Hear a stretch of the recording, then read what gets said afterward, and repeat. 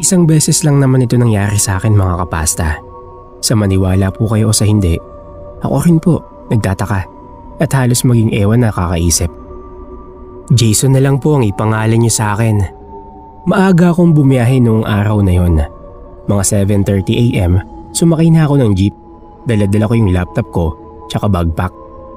Umipikit-pikit pa ako kasi ramdam ko pa rin ang antok at sobrang late na kasi ako natulog nung gabi. Noong nagabot ako ng bayad, nagulat na lang ako nang lumingon sa akin ang katabi ko at inabot ang bayad ko saka inabot sa katabi nito. Sino ba naman ang hindi magugulat kung pagtingin mo sa katabi mo ay kamukha mo ang nakita mo? Hindi lang basta kamukha, kamukhang kamukha. Parang ako yun na iba lang yung damit na suot. Mas lalo kong ikinagulat ng pagtingin ko sa lahat ng pasaheros ng jeep ay napansin ko na iisa lang kaming lahat ng mukha. Lahat sila ay mga kamukha ko. Ang kinaibahan lang ay iba-iba kami ng suot na damit. Pero habang umaandar yung jeep, mga ilang minuto, tsaka ko lang napag-isip-isip na pamilyar sa akin yung mga suot nila. Dahil yun din yung mga damit kong polo sa cabinet ko. Lahat din sila ay may daladalang laptop at backpack na kapareha ng akin. Nawindang ang utak ko na parang dinala na ito ng hangin na nakakasalubong namin. Nagduda pa ako sa sarili ko kaya napasalamin pa ako nang wala sa oras sa phone ko. Ang naiisip ko lang na maaaring dahilan noon ay dahil noong gabi bago ang araw na yon nakipag-inuman ako magdamag sa mga pinsan ko. Kaya sa isip ko baka hangover lang. Pasimple akong dumudungaw sa mga pasahero kasi hindi pa rin ako makapaniwala na kamukha ko sila lahat. Tapos parang hindi napapansin ng driver ng jeep. Mas lalong naging creepy ang pakiramdam noong may dumadagdag at sumasakay na pasaheros na puro kamukha ko rin. At ito pa ang mas nakakakilabot. Iyong katabi ko na pasahero na kamukha ko rin, biglang nag-ring yung phone niya na parehas din sa ringtone ko. Paglabas ng phone, parehas din na model ng phone ng sa akin. Nakahinga lang ako ng maluwag nang makita ko na may pagkakaiba dahil basag ang screen ng cellphone niya. Sinagot niya ang tawag at ang narinig ko sa usapan, gulat na gulat yung katabi ko dahil naisugod sa ospital yung papa niya at nagpababa na siya agad sa bus. Noong bumaba na yung lalaki na yon, doon lang ako parang nahimasmasan dahil kaagad ay nag-iba na ulit yung mga itsura ng mga kasakay ko sa jeep. Hindi ko na sila mga kamukha kaya nakahinga na ako ng maluwag. 2 weeks after ng pangyayari na yun sa jeep, nabasag ang screen ng phone ko at hindi ako makapaniwala kasi sinugod namin sa ospital ang tatay ko. Nasa bahay po ako noon kaya hindi ko sa jeep na-receive ang balita. Pero nakakakilabot sa pakiramdam noong maalala ko yung mga pangyayari sa jeep.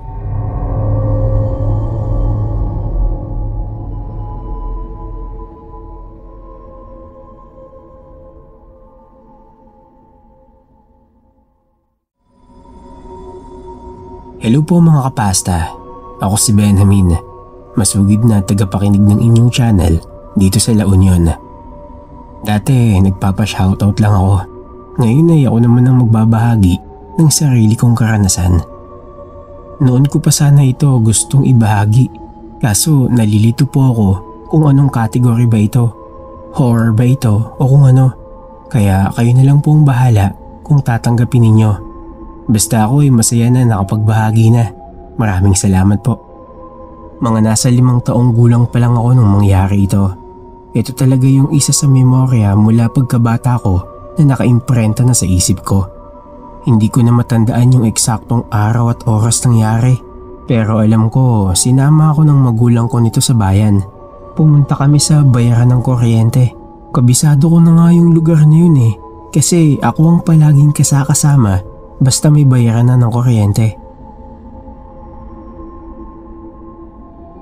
Noong nandun na kami sa loob, may ilang tao lang na nandun.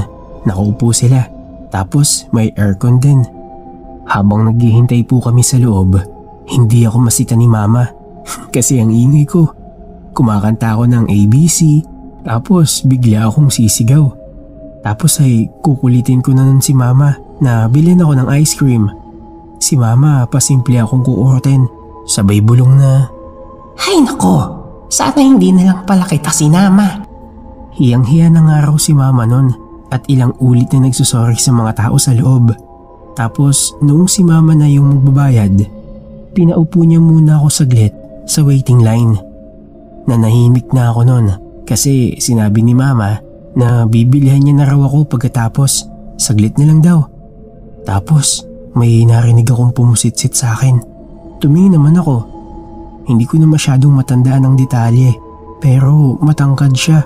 Tapos naka-jersey na suot. Tumingin siya sa akin ng masama kaya binilatan ko siya. Ang ginawa ng lalaki, pinagdikit niya yung dalawang kamay niya at finorm na parang baril. Tapos itinutok sa akin. Tinawanan ko lang siya nun kasi kamay lang naman yun.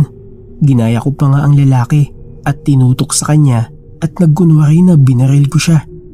Tapos yung lalaki biglang tinutok ang kamay niya mula sa akin paitaas sa kisame at parang umasta na bumaril. At ako na maliit pa lamang ay sobrang gulat na gulat nang makarinig ng legit na putok ng baril na parang may balang lumabas mula sa palad nito. Pagkatapos noon ay sumenyas pa siya gamit ang hintuturo niya, parang pinapatahimik ako. Ang mas hindi ka panipaniwala pa ay pagtingin ko sa kisame ay may butas. Humirit ako ng iyak sa takot dulot ng nakita ko. Nakita na lang ako ni mama na nanginginig na yung mga kamay ko. Yung mga tao sa loob, pati na sina mama, hindi narinig yung narinig kong pagputok ng baril. Ako lang ang namumukod tangi. Pero nang ituro ko kay mama yung kisame na may butas dahil dun sa lalaki, ay nakita naman ni mama. Pero hindi na siya nag-abala na sabihin doon sa mga tao. Tapos noong pauwi na kami, naka-tricycle kami. Nagkukwento ako paulit-ulit kay mama yung nakita ko at yung mga nangyari. Yung lalaki na tinutok sa akin yung kamay na ginawang hugis baril tapos pinutok sa kisame. Dahil nga kilala ko ng mama ko na pala-imbento ng kwento noon ay tumango-tango lang siya. Pero alam na alam ko noon na hindi ko yun gawa-gawa lang at totoong nangyari talaga.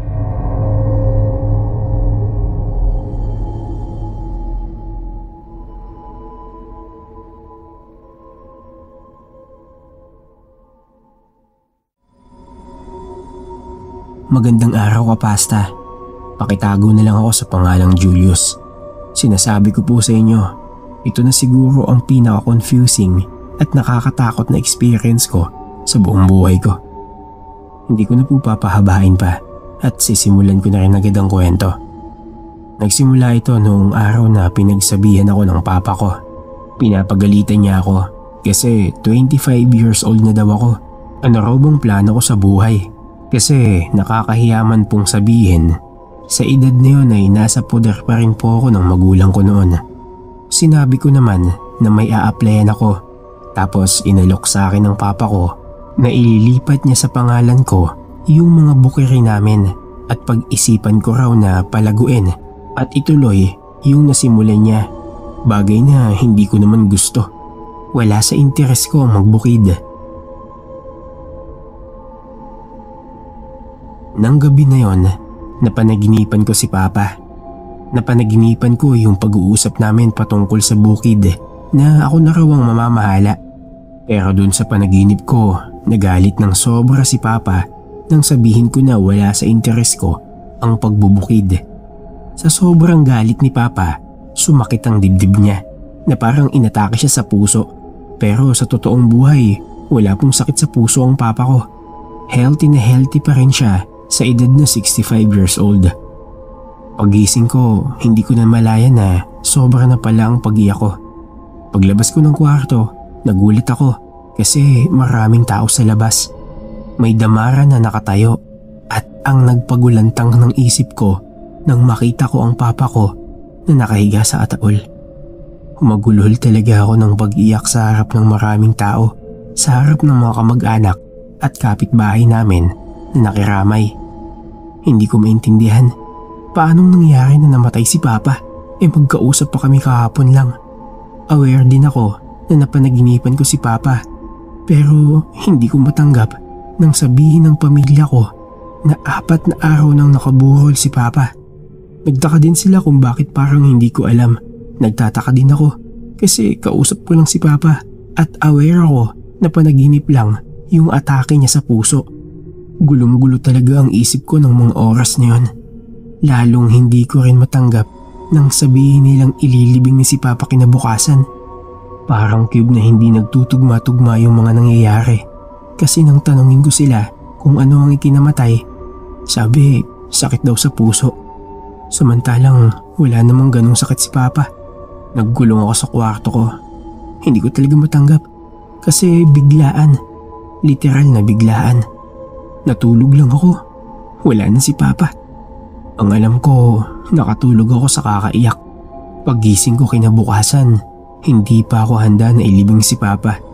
Ayaw ko talagang lumabas hanggang sa may kumalabog ng pinto ko. Tapos narinig ko ang boses ni Papa sa labas. Mas nagulantang ako nang makita ko si Papa sa harap ko. Malakas at buhay na buhay.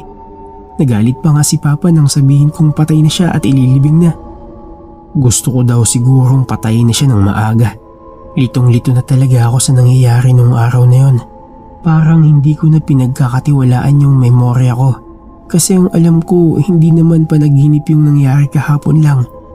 Pinilit ko na lang isipin, siguro nga panaginip lang yung nangyari at buhay talaga ang Papa. Pero hindi talaga kayo maniniwala dahil pumunta ang girlfriend ko sa bahay namin. Naka all white siya. Kinausap niya ako at maging siya ay gulat na gulat at hindi maintindihan. "Diba, ngayon ang libing ng Papa mo?" Sabi ng girlfriend ko na doon ko lang nakumpirma na hindi talaga ako nahihibang.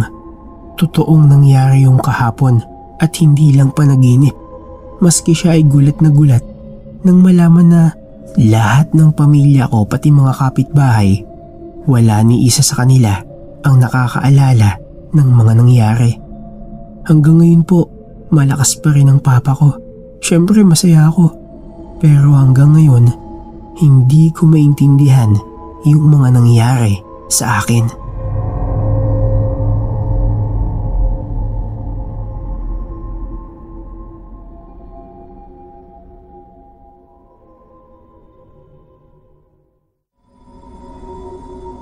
Hello Kapasta, ako si Rexa ng Makati City. Sana naman ay mapili niyo itong kwento ko. Asahan niyo na palagi akong mag-aabang. Noon ay hindi talaga ako marunong lumangoy. Sa katunayan ay bata pa lang ako ay takot na ako sa tubig. Paano kasi ay namatay ang tita ko dahil nalunod sa swimming pool. Kaya siguro simula nun nagkaroon na ako ng takot sa dibdib ko. Noong first year college nga ako ay may swimming class kami. Pero halos hindi ko pasukan. Muntik na nga akong bumagsak doon. Pasasalamat ko lang din na hindi rin pala pasok sa klase ang prof namin. Eto na nga ho. May reunion ng pamilya ko sa isang beach resort sa Tagaytay. Hindi ko naman talaga gusto sumama. Pero dahil nagagalit ang magulang ko dahil family reunion nga raw at minsan na nga lang kaming magkita-kitang magkakamag-anak ay sumama na raw ako. Eh di sumama na nga ako mga kapasta. Wala talaga akong balak maligo sa beach hanggang sa nahila ako ng mga pinsan ko. Sabi ko na lang sa gilid lang ako at hindi lulusong. Pero nahila at natulak ako ng pinsan ko doon sa malalim na parte. Grabe ang kaba ko.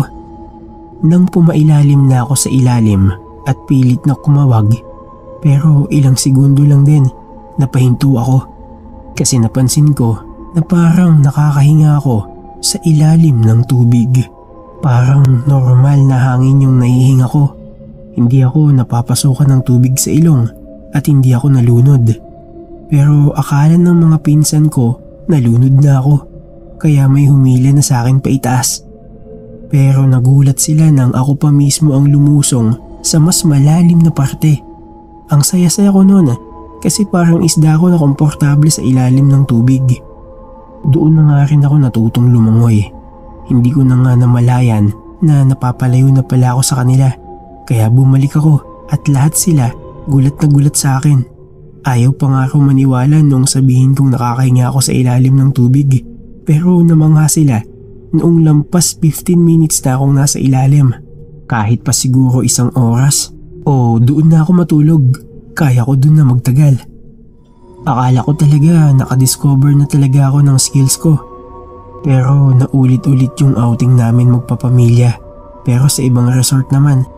Ako naman dahil confident na ako na nakakahinga sa ilalim ng tubig, pumunta agad ako ng malalim. Pero grabe yung panic na naramdaman ko nang mapagtanto kong hindi na ako nakakahinga at nauubusan na ako ng hangin. Hindi ako makahingi ng tulong kasi ang alam nila ay kaya kong makahinga sa mas malalim. Mabuti na lang din napansin ako ng isa kong pinsan na nalulunod na ako at doon na ako nasagip. Iniisip ko tuloy, paanong nangyari na noong unang beses ay walang problema na nakakahinga ako sa ilalim ng tubig. Hindi iyon ilusyon kasi halos kalahating minuto ako sa ilalim ng hindi nauubusan ng hininga. Pero nang subukan ko ulit, pero sa ibang okasyon, nalunod na ako. Ang dami kong nainom na tubig kaya hindi ko maiwasan isipin na paano talaga nangyari yun. Niloloko nga ako ng isang pinsan ko na baka may mali daw sa pagkakaprogram sa akin.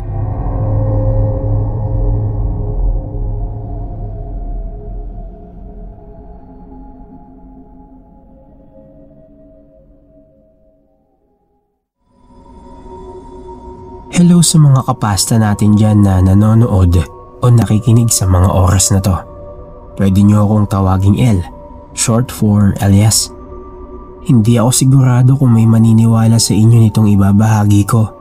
Niintindihan ko naman na hindi ka panipaniwala pakinggan, pero nagsasabi ako ng totoo. Nangyari talaga ito sa amin ng kaibigan kong si Manuel noong nasa edad kami ng 12 or 13 years old. Simula elementary hanggang dikit na kami ni Manuel sa lahat ng bagay, mapakalokohan man o kasiyahan. Ilang beses na ba kaming napagsabihan ng mga magulang namin, pero itong ibabahagi ko, hindi naman parte ng kalokohan namin. Oo, tumakas kami at hindi nagpaalam na maliligo kami sa irrigation malapit sa amin. Pag nagpaalam kasi kami, tiyak na hindi kami papayagan. Dahil baka masuot daw kami doon sa butas ng dulo sa irrigation kung saan dumadaan yung tubig papuntang mga bukid. May dala-dala pa kaming malalaking chichirya na dinekot lang din namin sa bahay namin. Ako ang unang lumusong sa irrigation at lumangoy-langoy. Samantalang si Manuel ay sinungkit pa yung mababang buko sa gilid ng ilog. Habang nasa tubig ako, biglang inanod yung tsinelas ko. Bagay na normal lang naman nangyayari sa ilog. Eh di syempre ay hinabol-habol ko kahit medyo malayo na dahil paniguradong malilintikan talaga ako sa nanay ko nun. Pero hindi ko pa naaabutan yung inanod na tsinelas ko. Nagulat ako mga kapasta nang biglang huminto yung tsinelas ko. Doon ko lang napansin na biglang nag-stop yung agos ng tubig. Parang nag-pause siya. Kitang-kita ko pa nga yung kurba ng huminto na maliliit na agos eh. Sobrang weird lang dahil pagkuha ko ng tsinelas ko sa kapag-ahon ko sa tubig, biglang nagpatuloy yung flow ng ilog. Dali-dali ko naman ikinuwento kay Manuel yung nangyari, pero tinawanan lang ako ng malakas. Hindi siya naniniwala. Pero nang mangyari ulit yun, ay doon na siya naniwala sa akin. Kasi nagpapaanod kami sa irrigation mula doon sa bandang unahan hanggang sa gitna lang para malayo kami doon sa butas sa dulo. Pero nagkataon na sobrang lumakas yung agos at hindi na namin nakontrol kaya inanod na kami lagpas ng gitna. Malapit na doon talaga sa butas na nangihigop nang biglang sa pangalawang pagkakataon huminto yung agos ng tubig na parang may nag-pause. Nanlaki din ang mata ni Manuel. Kasi normal talaga, tuloy-tuloy ang agos sa ilog.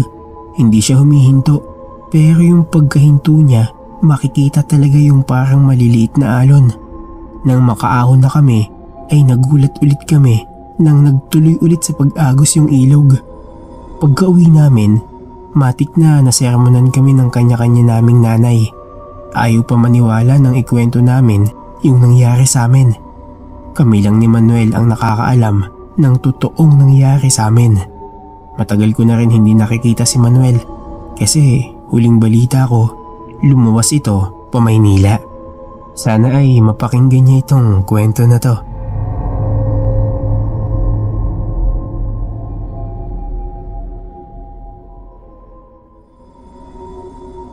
Hello po sa lahat ng community ng Shadow Weavers.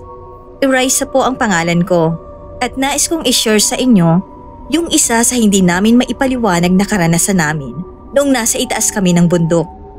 Isa po ako sa advocate na nagsusulong para mapangalagaan ang ating kalikasan, kasama na ang pagprotekta sa ating kabundukan. Batid ko na ang pagbabahagi ng kwentong ito ay kayang umabot sa maraming tao. Kaya din siguro namin na-experience ito ay para maipakita sa lahat kung gaano tayo kamahal ng ating kalikasan. Mga around 2018 po, ako kasama ng iba ko pang mga kagrupo na nagsusulong din ng parehong adhikain ay bumibisita sa iba't ibang kabundukan. May dala-dala kaming mga binhi ng mga puno para magtanim. At isa na nga po sa bundok na napuntahan namin. Meron kaming kasama na lokal, taga dun siya para siya ang mag-guide sa amin. Pinapaliwanag niya na para mas mabilis daw kaming makapunta dun sa target location na pagtataniman namin, ay tatahakin daw namin ang pinaka-shortcut na daan. Sa palagay ko po ay halos 2 oras din kaming naglalakad. At dun sa nilakaran namin, maraming talahib sa paligid na mas matatangkad pa sa amin. Tapos ang nakaagaw ng pansin ko ay yung malaki at matandang puno na nasa gilid. Tinuro ko pa yon sa mga kasamahan ko at sinabing sana yung mga pananim na itatanim namin ay lumaki rin katulad ng puno na yon. Pagkatapos naming mapuntahan yung location, nagpahinga kami saglit at nagtanim na. Nung natapos kami pahapon na, kinailangan na naming makababa kaagad para daw hindi kami abutan ng dilim. Yung daan na tinatahak namin, yung parehong daan din nung umakyat kami, para mas mabilis kaming makababa. Ang problema nga lang, nang makarating kami doon sa gawi kung saan matataas na ang talahib, lahat kami nagtataka, pati yung guide namin, kasi yung malaking puno na tinuro ko noong papunta kami ay bigla na lang nakaharang doon sa mismong daan namin. Mahihirapan kami kung pipiliti namin na lampasan yung malaking puno kasi sa gilid noon ay bangin na. Sa kabilang gilid naman ay sobrang tataas ng mga talahib. Ilang minuto din kaming nag-isip hanggang sa lahat kami nagpasya na doon na lang dumaan sa mas malayong daan kasi mahirap na kung sa gilid ng bangin kami dadaan. Hindi o kaya naligaw tayo at namali po ang daan kasi wala naman yung malaking puno na yun sa gitna kanina. Pagtatanong ko pa sa kasama naming lokal pero umiling siya. Di niya na raw mabilang kung ilang beses na siyang nagpabalik-balik sa bundok na yon at sigurado siya na wala sa gitna yung puno.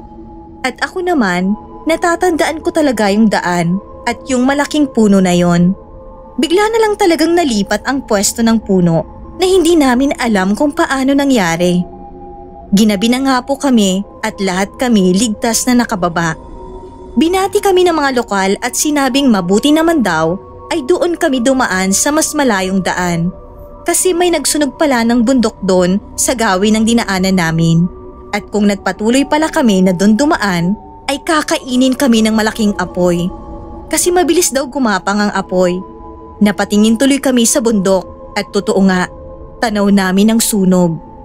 Naikwento na nga rin po namin yung nangyari at maging sila hindi makapaniwala dahil kung hindi nakaharang yung puno ay baka nakain na kaming lahat ng sunog.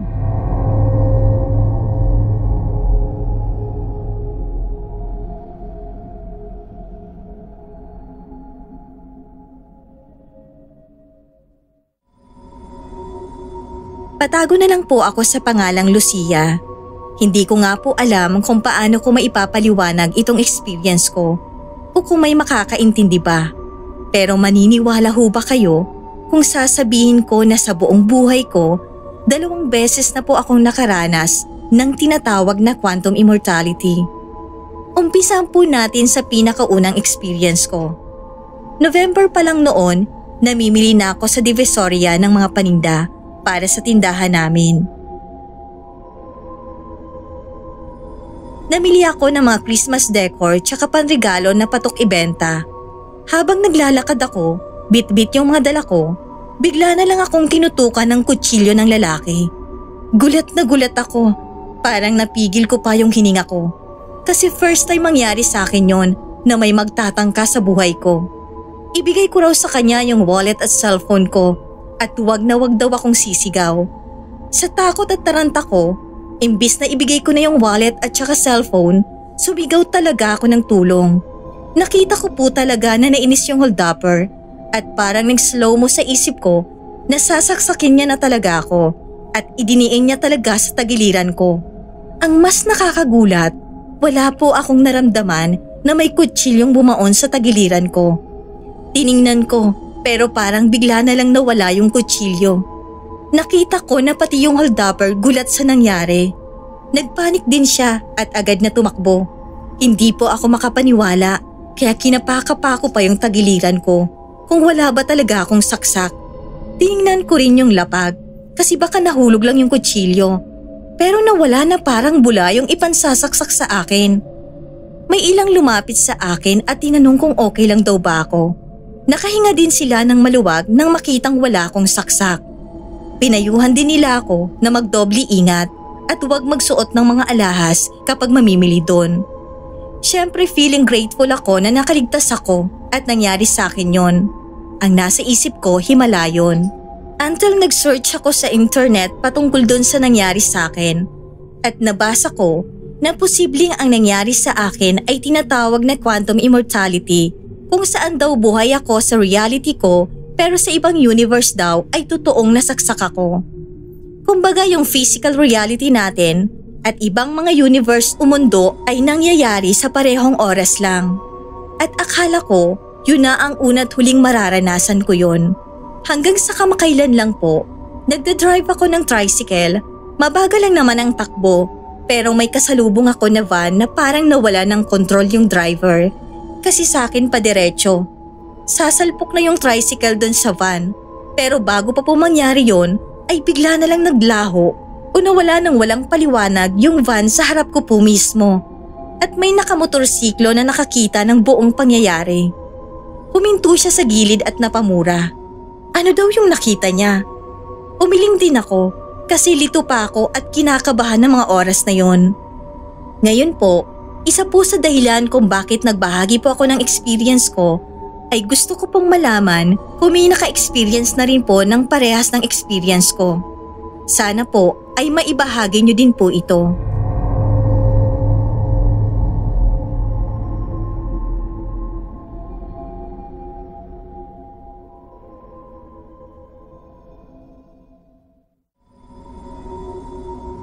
Grade 4 pa po ako nito nang ma-experience ko. Sa private school po ako simula kinder hanggang grade 6. Ako po pala si Shano ng Tarlac. Alam ng family ko yung kwento na to, kaya naikikwento din nila sa iba pa naming kamag-anak. Pero first time kong maibabahagi ito sa inyong channel. Ayun nga po, grade 4 po ako nito. Tandang-tanda ko na may klase kami. Ang subject namin ay mathematics, pero bigla na lang sumingit yung teacher namin at sinabing may ipapa-project siya sa amin. Magdala daw kami ng isang sako ng tain ng kalabaw. Pampataba daw sa garden namin sa harap.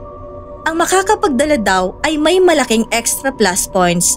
Natandaan ko nga na matapos magreklamo ng mga classmate ko ay siyang naghiyawan naman nang makarinig ng plus point. Tapos ang deadline mga 2 araw lang. Ilang ulit pa ngang pinaalala ng teacher namin yung patungkol sa project namin bago matapos ang klase. Nung nagsabi ako sa magulang ko, nagreklamo pa nga si mama. Kasi private school daw, bakit daw nagpapa-project ng ganon? Tas sa math project pa namin, ano daw ang connect? Pinahihirapan naman daw ang mga bata. Pero kinuhanan pa rin ako ng papa ko kasi likod lang naman ng bahay namin yung bukid, kaya madali lang kumuha. Ang iniisip ko talaga noon, yung malaking plus points. Bata pa lang kasi ako, grade conscious na talaga ako. So fast forward po. After 2 days, may dala-dala akong isang sako ng tain ng kalabaw. na inilagay ng papa ko sa labas ng classroom. Pagpasok ko sa classroom, inaasar na ako ng mga classmate ko na amoy tae ng kalabaw daw ako. Kaya ang balik na sabi ko sa kanila, "At least ako may plus points." Kasi mga wala silang dalang project. Pero paulit-ulit nilang sinasabi at nakikipagdebatehan pa nga sa akin na wala raw pinaproject si ma'am na ganon. Sabay tawa nila sa akin. Nang pumasok na yung math teacher namin, bigla siyang nagsabi na ano raw yung mabahong amoy na yon. Agad naman akong itinuro ng mga classmate ko na nagdala daw ako ng tae ng kalabaw. Naguluhan po ako nang sabihin sa akin ng teacher ko na wala raw siyang natatandaan na pinaproject na kami ng ganon. Ay isa pa raw ay math subject daw ang tinuturo niya at hindi pag-garden. Bago niyo po sabihin na baka napanaginipan ko lang yon, pero po yung isa kong classmate ay natatandaan yung sinabi ni ma'am. At maski ito ay nagdala din ng isang sako ng tae ng kalabaw. Bali 2 kaming nagdala at 2 din kaming inaasar. Kinausap ko yung isang classmate ko tapos nag-uusap kami na natatandaan talaga namin na nagpa-project si ma'am ng ganon. Tanda ko na ang laki ng hinanakit namin sa teacher namin ng panahon na yon. Kasi ang ending, pinauwi din sa amin yung dala namin. Kasi mabaho lang daw at walang paggagamitan. Pasensya na po kung hindi po ito yung typical na horror story. Pero alam ko na kung sa inyo rin po mangyayari yung ganito, ay kayo rin po ay matatakot at mapapaisip.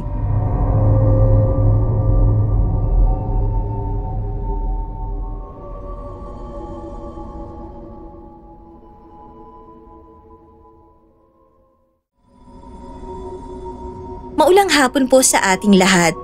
Ana Ruth po ang pangalan ko. Taga Novaliches, Quezon City po. Para po sa akin, itong experience ko na to ay nakakatakot na. Kaya naisipan kong ibahagi sa inyo.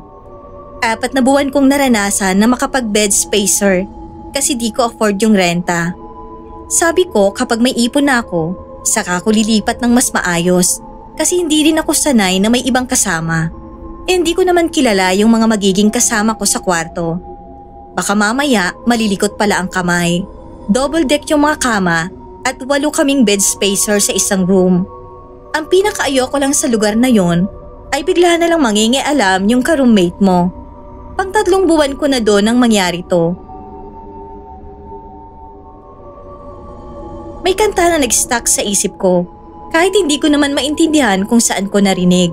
Kapag sinesearch ko sa Google, wala rin ako makitang result sa hinahanap ko. Bigla-bigla ko na lang kasing nakakanta yung kanta na yon nang hindi ko namamalayan.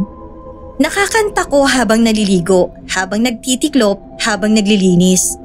Hindi talaga siya maalis sa isip ko. Hanggang sa napapansin ko na yung mga ka-bed space ko natutunugan ko na parang iba na yung tingin nila sa akin. Na parang pinagchichismisan nila o baka sa palagay nila ang pangit ng boses ko. Pero hinayaan ko na lang. Sabi ko konting tiis na lang, aalis din ako sa bahay na yon. Pero natutuwa kasi ako sa reaksyon nila, kaya lalo ko pa silang pinagtripan. At imbis na tumigil sa pagkanta, ay lalo ko pang nilakasan. Hanggang sa kinalabit na ako ng isa kong ka-roommate. Tapos ang bungad niya sa akin, "Huwag kang ma-offend ha, may sasabihin lang ako." Ang ine-expect ko baka magrereklamo na sila. Kasi kanta ako ng kanta. Pero nang sabihin niyang alam ko raw ba yung meaning ng kinakanta ko. Tinanong niya rin kung saan ko narinig. Umiling ako at sinabi kong bigla ko na lang nakakanta ng di namamalayan. Hindi ko rin matandaan na narinig ko sa labas yung kanta na yon.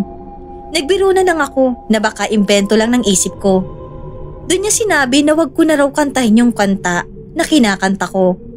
Kasi yung kanta daw na yon ay isa sa mga dasal ng mga member sa isang kulto na hindi ko na po babanggitin kung anong tawag sa kanila. Nagulat talaga ako. Kahit kailan ay hindi ako naging member ng kulto. Kaya imposible nga naman na marinig ko yung kanta na yon. Meron daw kasi siyang kakilala noon na ex-member ng kulto at nabanggit daw sa kanya yung patungkol sa kanta na yon. Pero wag na wag daw kakantahin. Lalo na kung hindi ka member tas nasa labas o pan-trip-trip lang. Kasi kawalang respeto daw yon sa gawin nila. At kapag may nakarinig daw sa akin na member ng kulto na yon, ay may posibilidad daw na ipaputol ang ulo ko. Nagulantang ako sa sinabi niyang yun at parang naglubigla yung bibig ko sa takot. Ininto ko talaga yung pagkanta sa kanta na yun at hanggang ngayon, hindi ko pa nahahanap ang sagot kung bakit bigla na lang napunta sa isip ko yung mga lyrics ng kanta.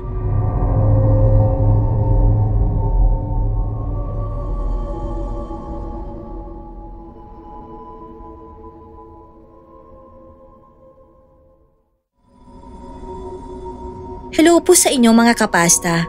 May ibabahagi po sana ako at sana ma-enjoy nyo. Totoong nangyari po sa akin itong ibabahagi ko. Hanggang ngayon nga po ay kinikilabutan ako. Tawagin nyo na lang po akong Karina. Taga Laguna yung kaibigan ko at naisipan namin ng mga kaibigan ko na puntahin siya sa lugar nila at sorpresahin. Matagal na kasi namin siyang hindi nakikita. Dahil single mom siya at busy-busy na sa buhay. Hindi niya alam na pupuntahan namin siya. Ang tanging may alam lang ay yung kapatid niya na kinonsyaba namin. Never pa kasi kami nakapunta sa lugar nila, kaya nagkandaligaw-ligaw na kami. Imbis na dun kami sa barangay nila napunta, ay lumampas po kami at napadpad sa ibang barangay. Akala namin nandun na kami, kaya naglalakad na lang kami at hinahanap yung bahay nila. Dahil nag-send ng picture yung kapatid ng kaibigan namin. Nung nandun na po kami, hindi lang ako ang nagulat, pati na rin yung mga kaibigan ko. Kasi binati ako ng isang lalaki na hindi ko talaga kilala. Nag-hi Karina siya sa akin at kinumusta pa ako na parang kilala ko. Nung una natatawa pa kami ng kaibigan ko kasi akala namin ng trip lang at nahulaan lang ang pangalan ko. Pero ang sumunod po na nangyari, ang daming tao na bigla na lang kumakaway sa akin at binabanggit ang pangalan ko. Hello Karina? Ikaw na ba yan Karina? Nakabalik ka na pala Karina. Nang iba't ibang tao po doon. At take note po, magkakalayo po yung bahay ng mga bumabati sa akin. Hindi ako nakapagsalita sa gulat. Kasi hindi ko inaasahan na may kilala sa akin doon sa lugar na yon. Pati yung isa kong kaibigan na wiwirduhan sa nangyari at tinanong ako kung may kamag-anak daw ba ako dito. Pero wala po talaga. First time ko lang din makapunta sa barangay na yon at mas lalong wala akong namumukhaan kahit isa sa kanila. Ang mas nakakapanindig balahibo po, noong may matandang humarang sa akin at nginitian ako at saka binanggit ang buong pangalan ko kasamang apelyido ko. Sobrang weird po talaga, hindi naman guni-guni lang kasi maski kaibigan ko narinig talaga. Napatawag tuloy ako nang wala sa oras sa mama ko. Para itanong kung may kakilala ba siya doon sa Laguna. Baka may kamag-anak kami pero wala daw. Kasi nung una iniisip namin ng kaibigan ko na baka naman may kamukha ako tas kapangalan ko rin. Pero nung yung matanda na ang tumawag sa akin at sinabi ang buong pangalan ko, then nalaman namin na maling barangay pala yung napuntahan namin. Pabalik na ulit kami at sinubukan kong kausapin yung isang babaeng nag-hi din sa akin. Pero nang tingnan niya ako ay parang hindi niya na ako kilala. Hindi niya na ako tinawag sa pangalan at ang sabi pa sa amin, sino po sila? Ano pong hanap? Nawindang kaming lahat sa nangyari at iniisip kung paano nangyari yon. Noong nakarating na kami sa kaibigan namin, tas nasabi na rin namin yung nangyari, ang weird daw kasi hindi naman normal na batiin ng mga taong hindi kakilala. Hindi ko na rin binalikan yung lugar na yon. At hindi na rin ako nagkaroon ng tsansa na magtanong sa iba pang bumati sa akin kung kakilala ba talaga nila ako.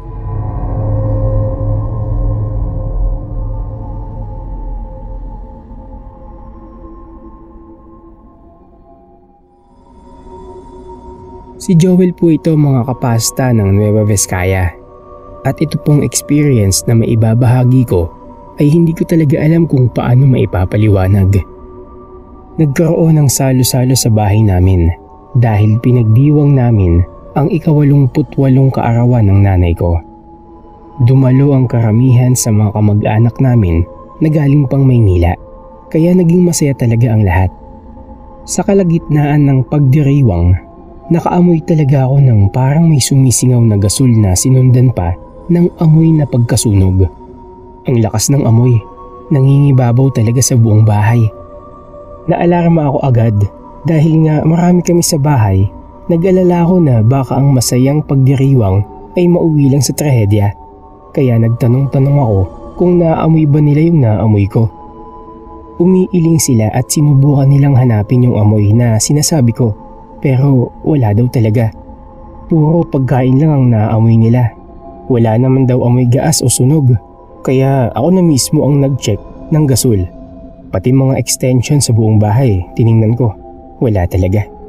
Maigi din na nakasara ang gasol, kaya wala akong nahanap na pinagmumulan ng problema. Inatataka ko kung bakit sobrang lakas ng amoy ay hindi nila maamoy. Pinagpahinga nila ako at baka sa pagod ko raw kasi magdamag akong gising at nagbantay ng nililitsyon na baboy para sa handa. Huwag na raw akong mag-alala kasi ayos lang naman ang lahat. Dahil ayoko namang makasira ng mood ng lahat kasi medyo nag-aalala na ang karamihan sa bisita. Kaya sinabi ko na walang problema. Pero ang totoo ay amoy na amoy ko pa rin ang sumisingaw na gasol. Baka naman daw alak lang ang naaamoy ko. Pero napakalayo naman ang amoy ng alak kumpara sa gasol. Sa ilang beses na pagkakataon, muli kong chinek ang gasol at ang bahay na maaaring pagmula ng sunog. Hindi tuloy ako nakatulog sa gabi sa takot na baka maya-maya ay biglang magliyab ang buong bahay. Alerto ako buong magdamag. Nakahanda agad yung numero ng bumbero na tatawagan in case na may mangyaring ang masama kasi ang bilis ng tibok ng puso ko na parang may mangyayaring ang hindi maganda. Kinabukasan, nawala naman na yung ganung amoy kaya mas napanatag ako. Safe rin na nakabalik pa Maynila ang mga kamag-anak ko doon kaya lalong nawala ang tinik sa dibdib ko. Noong ikatlong araw, matapos ang salo-salo sa amin, galing ako noon sa trabaho at pauwi na ng bahay. Grabe ang kabang naramdaman ko nang masalubong ko ang ambulansya tapos may isang truck ng bumbero na patungo sa lugar namin. Parang kinabugong dibdib ko sa kaba. Akala ko kami na ang nasunugan. Ilang beses akong tumawag sa bahay. Walang sumasagot sa kanila. Pero hindi ako makapaniwala nang malaman ang buong pangyayari. Sumabog ang gasol sa loob ng bahay. Isang kanto ang layo sa tinitirahan namin. Binawian ng buhay ang isang bata. Samantalang ang ina naman ay ilang degree burn ang inabot. Nakakalungkot ang nangyari. Lalo na at may binawian pa. Hindi makapaniwala ang pamilya ko dahil bigla nilang naalala na noong isang araw lang ay nakaamoy ako ng amoy gasol at parang nasusunog. Paano ko raw nagawa yun? Kasi parang konektado daw doon sa nangyari. Kahit ako naman, hindi ko alam kung paano. Ang mahalaga, ligtas kami.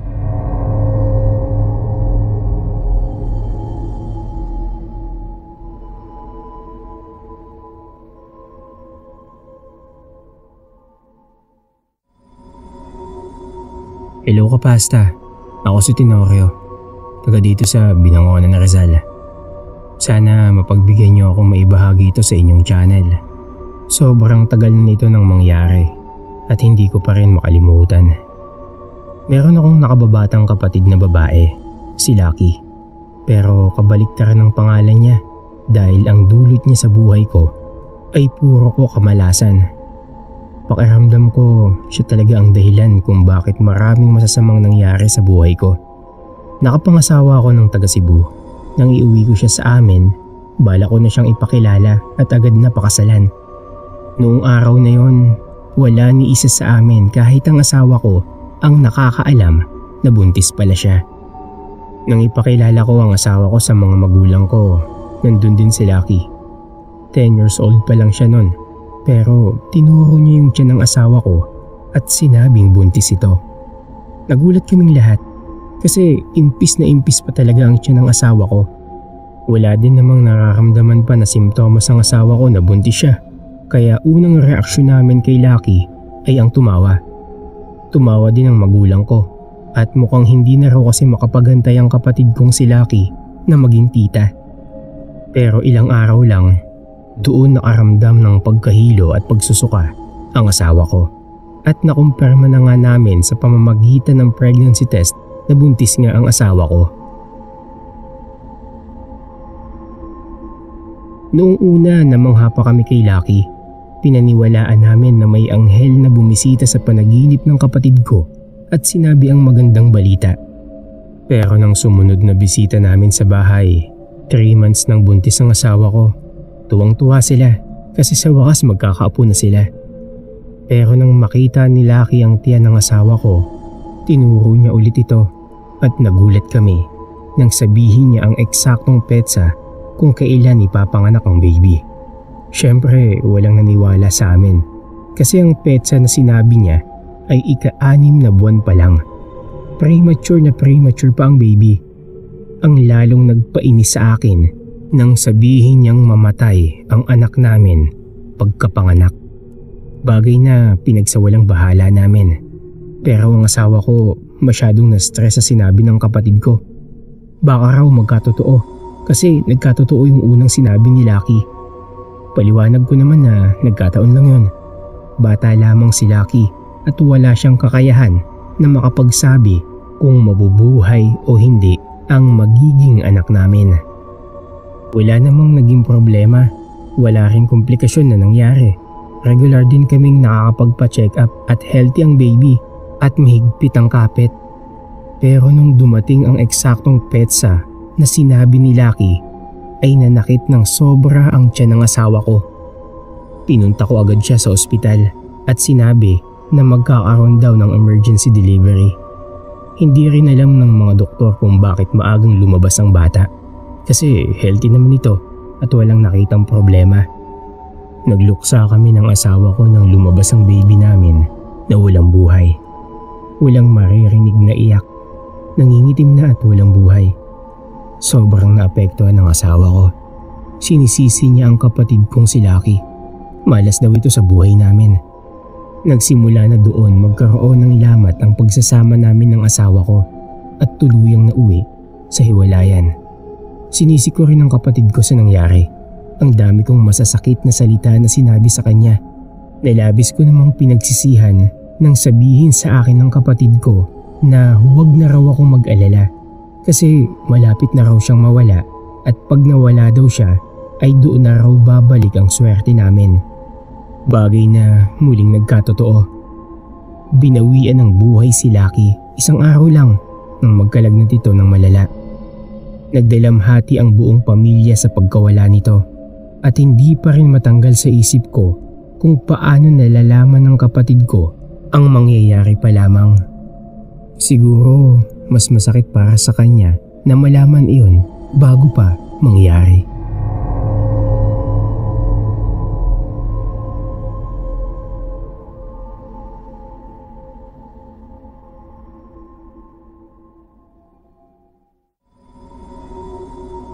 Magandang araw sa inyo dyan, Sir Neb.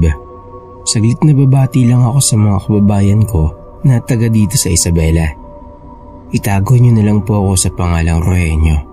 Pili lang naman ng mga taong napagkwentuhan ko nito. Pero duda ako kung may naniwala ba sa kanila. Hindi ko na halos matandaan ang eksaktong araw ng pangyayari na ito. Pero yun yung araw na umalis ako sa amin para mag-apply ng trabaho. Sa jeep ako sumakay doon sa tabi ng driver. Halos puno din ang loob ng jeep. Ewan ko ba, Sir Neb, kung anong meron sa mga jeep kasi kadalasan sa mga driver ay kaskasero talaga. Tipong ang bilis-bilis magpatakbo ng sasakyan na parang nakikipagkarera. Parang naguunahan kasi sila na may maisakay ulit na pasahero. Naisip ko na sana ay huwag namang madisgrasya ang sinasakyan ko. Minsan na nga lang magkaka-oportunidad sa trabaho ay mauunsyami pa kasi nga ilang beses na akong napagsabihan na maghanap-hanap na ako. Pero noong paliko na ang jeep ay may malaking sumulpot bigla sa gitna ng kalsada. Dahil din siguro sa bilis ng takbo ng jeep, hindi nalaman ng driver na may patawid na pala. Napamura ang driver. Rinig ko na naghiyawan ng mga pasahero sa jeep kasi kung susumahin ko sa bilis ng takbo ng jeep ay talagang mababangga ang lalaki. Kakaiba po ang pakiramdam kasi alam kong mababangga na ang lalaki pero parang ilang segundo na huminto ang oras. Hindi ko naman nakita na huminto talaga. Pero alam niyo ba kung bakit ko nasabi? Dahil paghinto ng jeep, lumabas agad ako para tingnan ang nabangga na lalaki. Pero laking gulat ko na wala doon ang lalaki. Sisilipin ko na sana kasi sabi ko baka napunta na sa ilalim ng jeep.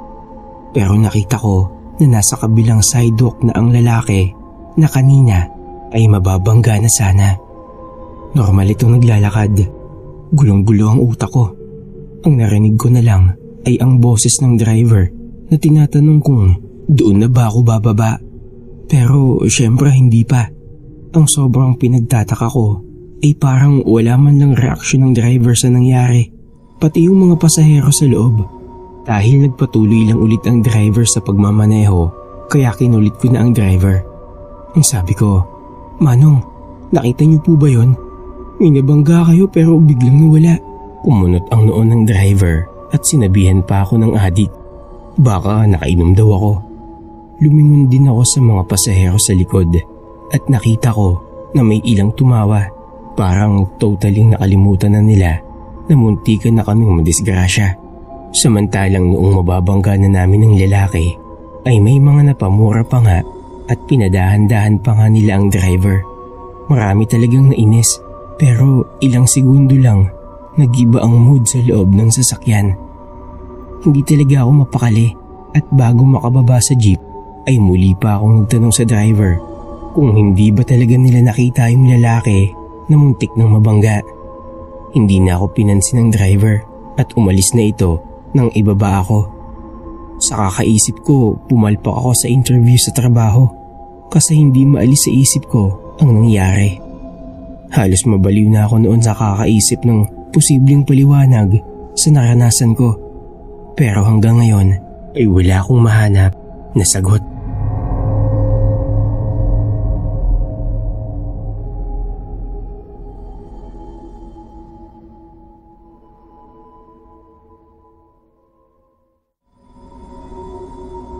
Kumusta kayo mga kapasta? Ang pangalan ko ay Duarte.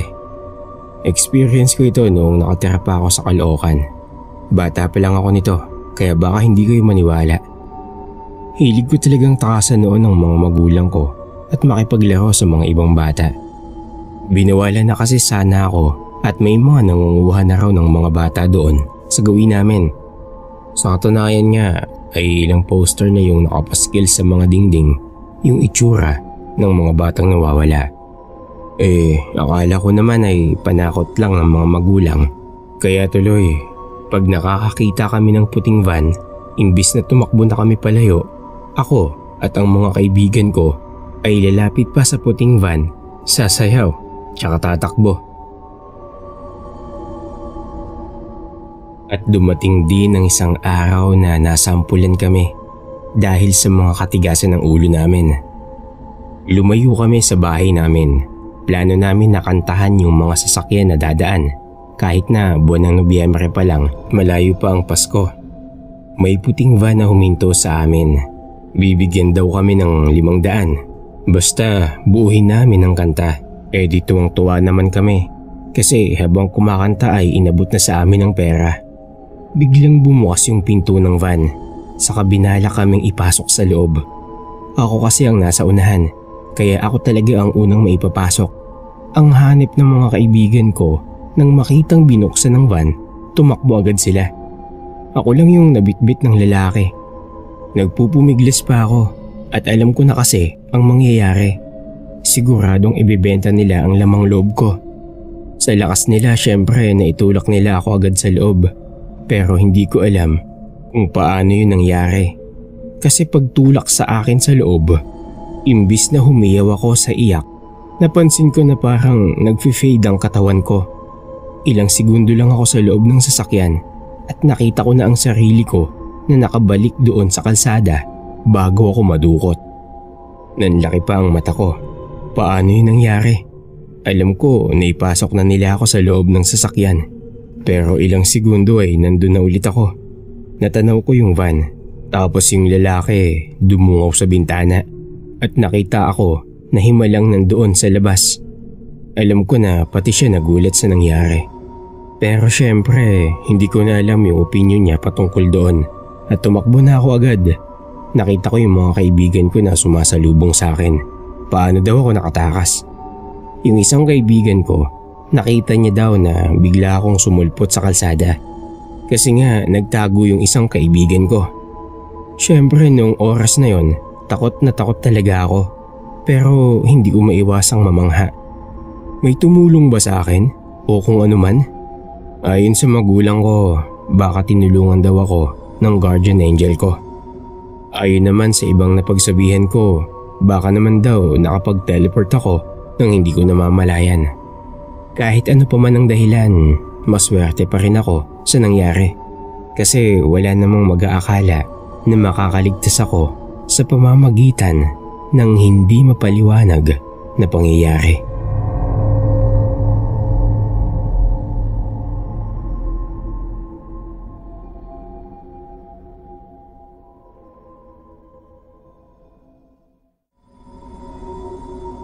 Hello po Sir Neb, at sa lahat ng mga kapasta natin dyan na nakaabang ngayong araw.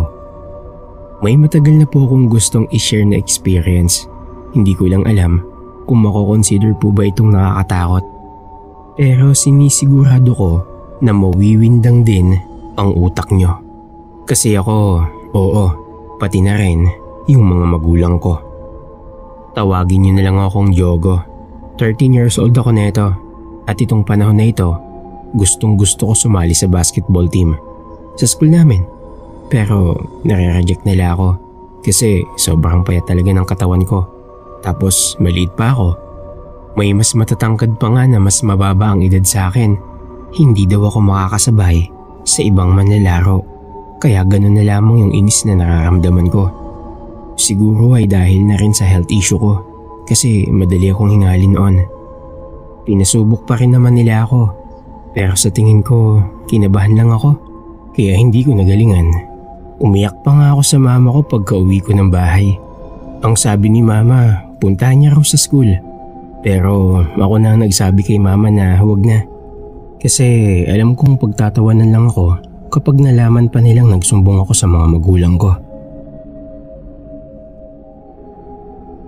Noong gabi na yon ay iniyakan ko talaga at dinamdam yung hindi pagtanggap sa akin. Kaya siguro nung mismong gabi din na yon ay napanaginipan ko ang sarili ko. Ang weird nga ng panaginip ko. Napanaginipan ko ang sarili ko na nakatayo sa kwarto ko. Bigla ay naramdaman ko na tumangkad ako. Lumaki ang mga muscles ko. Hanggang yung sa ulo ko ay umabot na sa kisame ng kwarto ko. Para bang nagkaroon ako ng powers. Pero hindi ko alam na panaginip lang yon. Kasi mukhang totoong-totoo talaga. Sa sobrang bigat at lakas ko rin, habang lumalakad ako, ay nagbitak-bitak ang semento sa loob ng kwarto. Hindi naman sobrang malaking crack, pero makikita talaga yung linya ng mga crack na inaapakan ko. Tuwang-tuwa ako sa panaginip, parang sa isip ko, matatanggap na ako sa basketball team. Sa sobrang tuwa ko, ay napatalon pa ako na naging sanhi ng mas malaking linya ng bitak. Nauntog din ang ulo ko sa bumbilya ng ilaw, kaya nabasag ito. Pagkatapos ay bigla akong nagising. Napagtanto ko na panaginip nga lang lahat ang nangyari. Napaka-imposible naman kasi kung totoo nga iyon. Pero ang ikinagulat ko pagising ko, palabas na sana ako ng kwarto.